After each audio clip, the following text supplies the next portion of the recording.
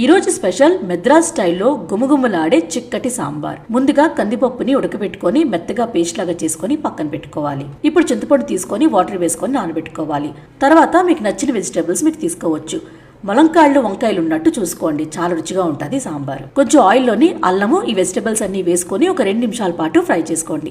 అలాగే కొంచెం కరివేపాకు, పసుపు, ఉప్పు, కారం వేసుకొని మూత పెట్టుకొని ఒక 5 నిమిషాల పాటు కుక్ చేసుకోవాలి. వెజిటేబుల్స్ ఇలా మెత్తబడాక పప్పు అంతా వేసుకొని కొంచెం కొత్తిమీర, చింతపండు రసం వేసుకొని తగినంత నీళ్లు పోసుకొని సాంబార్ పౌడర్ వేసుకొని చక్కగా కలుపుకొని మూత పెట్టుకొని ఒక 5 నిమిషాల పాటు కుక్ చేసుకోవాలి. తాలింపు కోసం ఆయిల్లోని జీలకర్ర, ఆవాలు, మెంతులు, అలాగే ఇంగువ, వెల్లుల్లి, ఎండుమిరపకాయలు వేసుకొని లైట్ గా ఫ్రై చేసుకొని ఇదంతా సాంబార్లో కలిపేసుకోవాలి. అంతేనండి, రెడీ అయిపోయింది మెద్రాస్ స్టైల్లో సాంబార్.